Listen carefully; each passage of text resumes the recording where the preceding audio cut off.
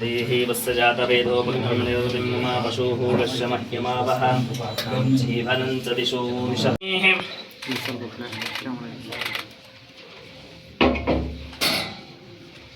श्रमानं भवदिष्टायुष पुरुषायुष्येन्द्रिये प्रतिष्ठते रोचनो रोचमानस्य रथोत्सव अಲ್ಲ ಸುಮ್ಮನೆ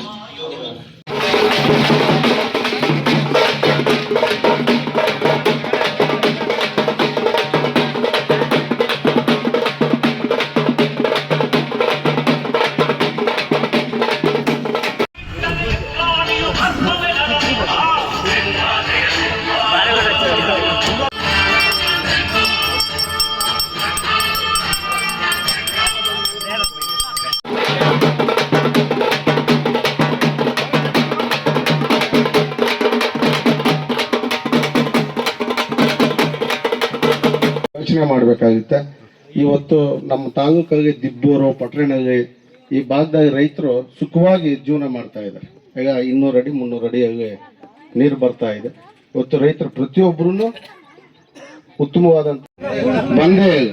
ಅದು ಒಂದು ತಾಲೂಕಿಗೆ ಒಬ್ಬ MLA ಆಗಿರ್ತಕ್ಕಂಥವ್ರು ಬರೋಕ್ಕಾಗಲ್ಲ. ಆದ್ರೆ ನಮ್ಮ ಲೋಕಸಭಾ ಸದಸ್ಯರು 8 ತಾಲೂಕನ್ನ ಇವತ್ತು ಪ್ರತಿ ಒಂದು ಪ್ರದೇಶಕ್ಕೆ ಪ್ರತಿ ಒಂದು ಗ್ರಾಮಕ್ಕೂ ಅವರು ಕೆಲಸ ಮಾಡ್ತಾ ಇದ್ದಾರೆ. ಸುಮ್ಮನೆ MP ಆಗವ್ರೇನು ಸುಮ್ಮನೆ ಇಲ್ಲ. ಇವತ್ತು ಹೂ ಮಂಡಿಗೆಯನ್ನ, ಯಾಕಂದ್ರೆ ಈ ಭಾಗದಾಗ ನಾವೀಗ ಹೂವು ಜಾಸ್ತಿ ಬೆಳೀತಾ ಇದ್ವಿ, ಹೂವು ಮಂಡಿಗೆಯನ್ನ ಸ್ಥಾಪನೆ ಮಾಡಬೇಕು ಅಂತಕ್ಕಂಥ ಸೆಷನ್ ಅಲ್ಲಿ ಮಾತಾಡಿದರೆ ಸ್ಯಾಂಕ್ಷನ್ ಆಗಿದೆ.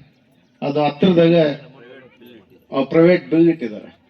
ಈ ರೀತಿ ಕೇಂದ್ರದಾಗ ಏನೇನು ಕೆಲಸಗಳು ಆಗಬೇಕು ಅದ್ರ ಬಗ್ಗೆ ಕೇಂದ್ರದಾಗ ಮಾತಾಡಿ ಅಭಿವೃದ್ಧಿಯನ್ನ ಪಡಿಸ್ತಾ ಇದ್ದಾರೆ. ಇನ್ನೂ ಅವರ ಇವತ್ತು ನೋಡ್ಬೋದು, ಇವತ್ತು ಚಿಕ್ಕಬಳ್ಳಾಪುರ ತಾಲೂಕಿನಾಗೆ 3 ವರ್ಷದಿಂದ ನಿಮ್ಮ ಜಮೀನು ಏನು ರೇಟ್ ಇತ್ತು, ಈಗ 20, 30, 40 ಲಕ್ಷ ಆಯ್ತು. ಇವತ್ತು 1.5-2 ಕೋಟಿ ಕಡಿಮೆ. ಯಾವ ಊರು ವಕೀಲರು ಎಲ್ಲ ಕಾಂಗ್ರೆಸ್ ಪಕ್ಷದವರು ಸರಿಯಾಗಿ ಆಗ್ತಾ ಇಲ್ಲ. ಪ್ರತಿ ಸತಿ ಬಿಜೆಪಿ ಇದ್ದಾಗೂ ಇದೇ ರೀತಿಯಲ್ಲಿ ಆಗ್ತಾ ಈಗ ಆರೋಪ ಹೊರಿಸ್ತಾ ಇದ್ದಾರೆ. ನಾನು ಒಂದ್ ಹೇಳಲಿಕ್ಕೆ ಬಯಸ್ತೀನಿ, ರಾಮ ಮಂದಿರ ಇರ್ಬೋದು ಅಥವಾ ಇನ್ಯಾವುದಾದ್ರೂ ಪವಿತ್ರವಾಗಿರ್ತಕ್ಕಂಥ ದೇವಸ್ಥಾನಗಳಲ್ಲಿ ಹುಂಡಿಯಲ್ಲಿ ಕಳ್ಳತನ ಆಗಿರುವಂತದ್ದು ಅದು ದುರದೃಷ್ಟ. ನಾವು ದುಃಖವನ್ನ ವ್ಯಕ್ತಪಡಿಸ್ತೀವಿ, ವಿಷಾದ ವ್ಯಕ್ತಪಡಿಸ್ತೀವಿ. ಯಾರೇ ತಪ್ಪಿತಸ್ಥರು ಎಷ್ಟೇ ದೊಡ್ಡವರಿರ್ಲಿ ಅವರ ವಿರುದ್ಧ ಕಠಿಣ ಕ್ರಮವನ್ನ ನಮ್ಮ ಸರ್ಕಾರ ತಗೊಳ್ಳೋದ್ರಲ್ಲಿ 2 ಮಾತು ಇಲ್ಲವೇ ಇಲ್ಲ. ಇದು ಬಹಳ ಸ್ಪಷ್ಟ. ಯಾರಿಗೂ ಕೂಡ ಏನ್ ಸಂತೋಷ ಕೊಡಲ್ಲ. ಒಂದು ದೇವಸ್ಥಾನದಲ್ಲೋ, ಒಂದು ಮಸೀದಿಯಲ್ಲೋ, ಒಂದು ಚರ್ಚಲ್ಲೋ ಹಣ ಕಳ್ಳತನ ಆಗುವಂಥದ್ದು, ಹಣನ ದುರುಪಯೋಗ ಮಾಡ್ಕೊಳ್ಳುವಂಥದ್ದನ್ನ ಯಾರಾದ್ರೂ ಇಷ್ಟಪಡ್ತಾರಾ? ನಾವ್ ಇದನ್ನ ಖೇದವನ್ನ ವ್ಯಕ್ತಪಡಿಸ್ತೇವೆ. ಸರ್ಕಾರ ಇದರ ವಿರುದ್ಧ, ತಪ್ಪಿತಸ್ಥರ ವಿರುದ್ಧ, ವ್ಯವಸ್ಥೆ ವಿರುದ್ಧ ಅಲ್ಲ, ರಾಮ ಮಂದಿರ ವಿರುದ್ಧ ಅಲ್ಲ, ಬಾಲರಾಮನ ವಿರುದ್ಧ ಅಲ್ಲ ನಮ್ ಕೋಪ. ಗೊತ್ತಾಯ್ತೇನಪ್ಪ? ಬಾಲರಾಮನನ್ನ ನೋಡ್ಕೊಳ್ಳುವಂತ ಕೆಲಸದಲ್ಲಿದ್ರಲ್ಲ, ಯಾರು ಉದ್ಯೋಗಕ್ಕೆ ಸೇರ್ಕೊಂಡು ಇವಾಗೇನು ಸರ್ಕಾರಿ ಅಧಿಕಾರಿಗಳೆಲ್ಲರೂ ಕೂಡ ಪ್ರಾಮಾಣಿಕರಿದಾರ? ತಪ್ಪಾಗಲ್ವಾ? ಅವ್ರ ಮೇಲೆ ಏನ್ ಮಾಡ್ತೀವಿ? ಲೋಕಾಯುಕ್ತನೋ ಇನ್ನೊಂದು ಏಜೆನ್ಸಿ ಕಂಡು ಹಿಡಿತಾರೆ, ಅವ್ರಿಗೆ ಶಿಕ್ಷೆ ಕೊಡಲ್ವಾ? ಸರ್ಕಾರನೇ ಬ್ಲೇಮ್ ಮಾಡ್ತೀರಾ? ಹಂಗೆ ಇದೊಂದು ವ್ಯವಸ್ಥೆ. ಆದ್ರೆ ನಾನು ಕಾಂಗ್ರೆಸ್ನವ್ರಿಗೆ ಪ್ರಶ್ನೆ ಕೇಳೋದು ಇಷ್ಟೇನೆ. ನೀವು ಶ್ರೀರಾಮನನ್ನೇ ನಂಬಲಿಲ್ಲ. ನೀವೇನ್ ಹೇಳಿದ್ರಿ? ಶ್ರೀರಾಮ ದೇವರಲ್ಲ. ಶ್ರೀರಾಮ ಅನ್ನುವಂಥದ್ದು ಕಾಲ್ಪನಿಕ ಒಂದು ವ್ಯಕ್ತಿ, ಕಾಲ್ಪನಿಕ ಕಲ್ಪನೆಯಿಂದ ಇದನ್ನ ಸೃಷ್ಟಿ ಮಾಡಿರ್ತಕ್ಕಂಥದ್ದು. ಇದು ಬರೀ ಜನರಿಗೆ ಹೇಳಿಲ್ಲ, ನೀವು ದೊಡ್ಡ ದೊಡ್ಡ ಲಾಯರ್ಗಳನ್ನ ಇದಕ್ಕೆ ಲಕ್ಷಾಂತರ ರೂಪಾಯಿ ಹಣ ಅವರು ಕೊಟ್ಟು ಫೀಸು ಸುಪ್ರೀಂ ಕೋರ್ಟ್ ಮುಂದೆ ನಿಮ್ ವಾದವನ್ನ ಮಂಡಿಸಿದ್ದೀರಿ. ಈ ಒಂದು ವಾದವನ್ನ ಮತ್ತು ಇಷ್ಟು 500 ವರ್ಷಗಳ ಹೋರಾಟ ಇತಿಹಾಸ, ಭಾರತೀಯರ ಒಂದು ಭಾವನಾತ್ಮಕವಾದಂತ ಒಂದು ವಿಚಾರ, ಅದು ಯಾರು ಕೂಡ ಊಹೆ ಮಾಡದಂತ ರೀತಿಯಲ್ಲಿ ಆ ದೇವಸ್ಥಾನ ನಿರ್ಮಾಣ ಆದ್ರೆ ಒಬ್ಬ ಕಾಂಗ್ರೆಸ್ ನರಪಿಳ್ಳೆ ಕೂಡ ಇಡೀ ದೇಶದಲ್ಲಿ ನರಪಿಳ್ಳೆ ಅದಕ್ಕೆ ಭೇಟಿ ಕೊಡ್ಲಿಲ್ಲ. ನಿಮ್ಗೆ ಯಾವ ನೈತಿಕತೆ ಇದೀರಿ ರಾಮ ಮಂದಿರ ಬಗ್ಗೆ ಮಾತಾಡಕ್ಕೆ? ರಾಮ ಮಂದಿರ ಕಟ್ಟಿರೋರು ನಾವುಗಳು. ಅದರಲ್ಲಿ ತಪ್ಪಾಗಿದ್ರೆ ಅದನ್ನ ಶಿಕ್ಷೆ ಕೊಡೋದು, ತಪ್ಪಿತಸ್ಥನ ಹಿಡಿಯುವಂತ ಕೆಲಸ ನಾವು ಪ್ರಾಮಾಣಿಕವಾಗಿ ಮಾಡ್ತೀವಿ. ನಿಮ್ದೇನು ಉಸಾಬರಿ ಇದ್ರಲ್ಲಿ? ಯಾವ ದುಡ್ಡು ಕೊಟ್ಟಿದ್ದಾರೆ? ಅವ್ರು ಕೊಟ್ಟಿರ್ತಾರೆ ಯಾವ್ದೋ ವೈನ್ ಸ್ಟೋರ್ಗೆ ಕೊಟ್ಟಿರ್ತಾರೆ ಅಷ್ಟೇ, ಇಲ್ಲ ಟ್ರಾನ್ಸ್ಫರ್ಗೋ ಇಲ್ಲ ಪ್ರಮೋಷನ್ಗೋ ಏನಪ್ಪಾ ಇಂಥದಕ್ಕೆ ಅವ್ರು ಕೊಡೋದಷ್ಟೇ. ರಾಮ ಮಂದಿರಕ್ಕೆ ಕೊಡ್ತಾರಾ? ಇಲ್ಲ ಬೇರೆ ಇನ್ಯಾವುದಕ್ಕೂ ಕೊಟ್ಟಿರ್ತಾರೆ ಅಷ್ಟೇ. ಅವರು ಮಂದಿರಗಳು ಕೊಡಲ್ಲ ಅವ್ರು. ಶಾಸಕರು ಚಿಕ್ಕಬಳ್ಳಾಪುರನ ನಾನು ಸಿಂಗಾಪುರ್ ಮಾಡಲ್ಲ, ಚಿಕ್ಕಬಳ್ಳಾಪುರನ ಹೆಂಗಿತ್ತು ಹಂಗೆ ಇಡ್ತೀನಿ ಅಂತ ಹೇಳಿದ್ದಾರೆ. ಇವಾಗ ಚಿಕ್ಕಬಳ್ಳಾಪುರಲ್ಲಿರೋ ಅಭಿವೃದ್ಧಿ ಇಲ್ಲ, ಸರಿಯಾಗಿದ್ದಾರೆ.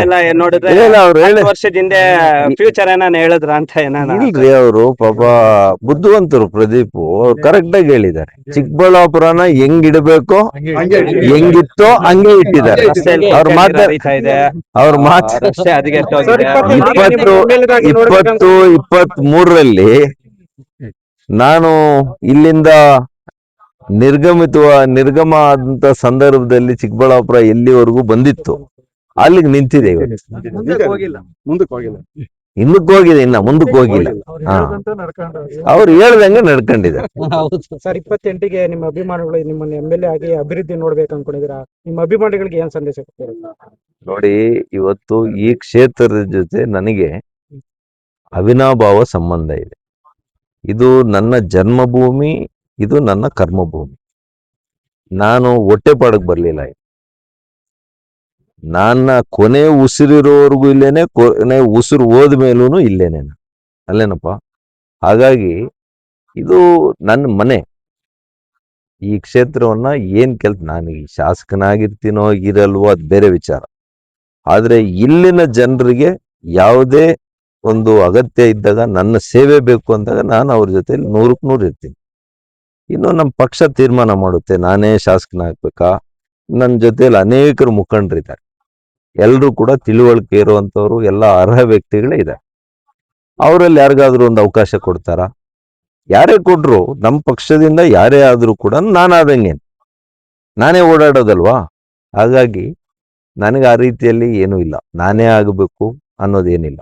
ನಮ್ಮ ಪಕ್ಷದ ಅಭ್ಯರ್ಥಿ ಒಬ್ರು ಆದ್ರೆ ನಾನೇ ಆದಂಗೆ. ಅವಾಗ ನಾನೇನ್ ಕೆಲಸ ಮಾಡ್ತಾ ಇದ್ದೆ ಅದನ್ನ ಅವ್ರ ಕೈಯಲ್ಲಿ ಮಾಡಿಸ್ತೀನಿ. ಇಲ್ಲ ನಾನೇ ಬರ್ಬೇಕು ಅಂತ ಪಾರ್ಟಿ ತೀರ್ಮಾನ ಮಾಡಿದ್ರೆ ನಾನೇ ಬರ್ತೀನಿ.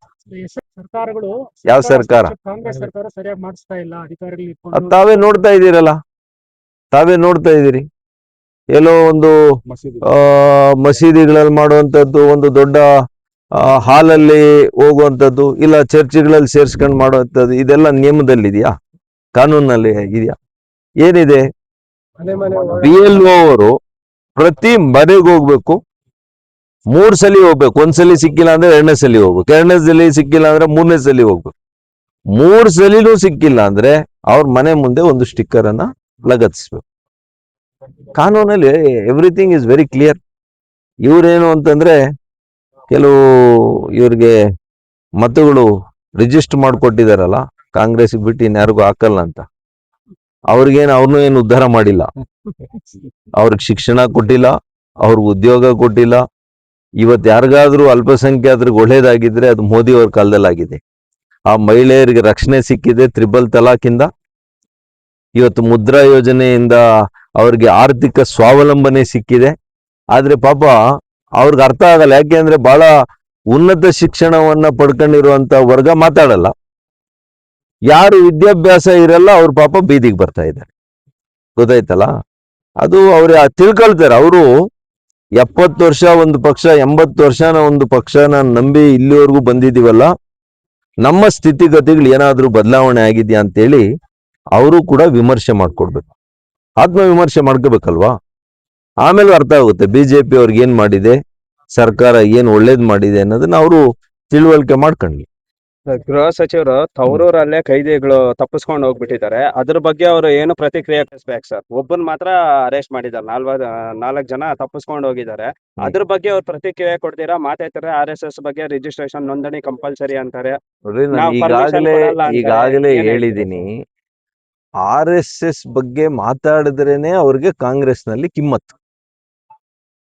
ಇಲ್ಲ ಅಂತಂದ್ರೆ ಬರೀ ಮಲ್ಲಿಕಾರ್ಜುನ್ ಅವ್ರ ಖರ್ಗೆ ಅವರ ಮಗ ಪ್ರಿಯಾಂಕ್ ಅಂತ ಹೇಳ್ತಾರೆ. ಪ್ರಿಯಾಂಕ್ ಅವ್ರಿಗೂ ಒಂದು ಅಸ್ತಿತ್ವ ಬೇಕಲ್ಲ, ರಾಜಕೀಯ ಅಸ್ತಿತ್ವ ಬೇಕಲ್ಲ. ಏನ್ರಲ್ಲಿ ಅಸ್ತಿತ್ವ ಬರೋದು? ಯಾರನ್ನ ಬೈದ್ರೆ ಬರುತ್ತೆ? ನಿಮ್ಮನ್ನ ಬೈದ್ರೆ ಬರುತ್ತಾ? ಇಲ್ಲ ನನ್ನ ಬೈದ್ರೆ ಬರುತ್ತಾ? ಇಲ್ಲ, ಅಷ್ಟು ಬರಲ್ಲ.